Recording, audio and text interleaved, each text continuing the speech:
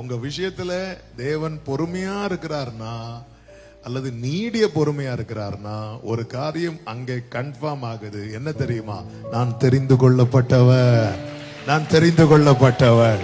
நல்ல கைகளை தட்டி ஆமேன்னு சொல்லுங்க பார்க்கலாம். ஆமே. என்னப்பா உன் விஷயத்துல ரொம்ப டிலே பண்றாரு பாருங்க. அபிமலேக்கு வீட்டுல குழந்தை கிடையாது, ஆபிரகாம் வீட்டுல குழந்தை கிடையாது. அபிமலேக்கு கேட்ட உடனே கொடுக்கிறாரு, ஆபிரகாமுக்கு கேட்டு 25 வருஷம் கழிச்சு கொடுக்கிறாரு. இதுலயே தெரியுது யார் தெரிந்து கொள்ளப்பட்டவன், யார் தெரிந்து கொள்ளப்படாதவன்.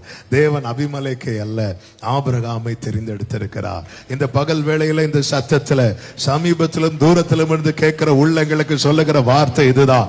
உன் விஷயத்துல கர்த்தர் நீடிய பொறுமையா இருப்பதின் காரணம் உனக்கு செய்யக்கூடாது என்பதனால் அல்ல, நீ தெரிந்து கொள்ளப்பட்டவனானதினால, நீ தெரிந்து கொள்ளப்பட்டவளானதினால. எத்தனை பேர் ஆமென் சொல்றீங்க பார்க்கலாம். ஹalleluya, ஹalleluya. கர்த்தர் உங்களை ஆசீர்வதிப்பாராக. ஆமென். நம்பிக்கை அறிக்கை இடுவதில் அசைவில்லாமல் உறுதியா இருக்கணும், உறுதியா இருக்கணும். அதாவது இப்படிப்பட்ட நேரத்தில் நம்முடைய அவநம்பிக்கை தான் நமக்குள்ள ஓங்க ஆரம்பிக்கும்.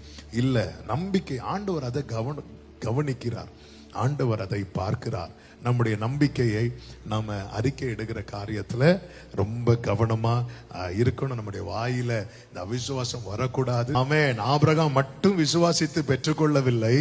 ஆமென். ஆதியாகமத்துல அவனுடைய விசுவாசம் சொல்லப்பட்டிருக்குமானால் எபிரேயர்ல இன்னொரு ஆளுடைய விசுவாசம் எழுதப்பட்டிருக்கிறது. யாருடைய தெரியுமா?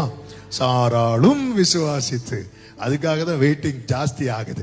உங்க லைஃப்ல உங்க குடும்பத்துல ஒரு அற்புதத்தை நீங்க பார்க்க காத்திருந்து ரொம்ப போராடிட்டு இருக்கிறீங்க. ஆனா இன்னும் வரலன்னா இந்த போராட்டத்துல உங்க கூட இருக்கிற உங்க துணையையும் கர்த்தர் இணைத்துக் கொள்ள சித்தம் வைத்திருக்கிறார். ஒரு ஆமென் சொல்லுங்க பார்க்கலாம். கர்த்தருக்கு சித்தமானது அவர் கையினாலே வாய்க்கும். கர்த்தருக்கு எல்லா மகிமையும் உண்டாவதாக. ஹalleluya.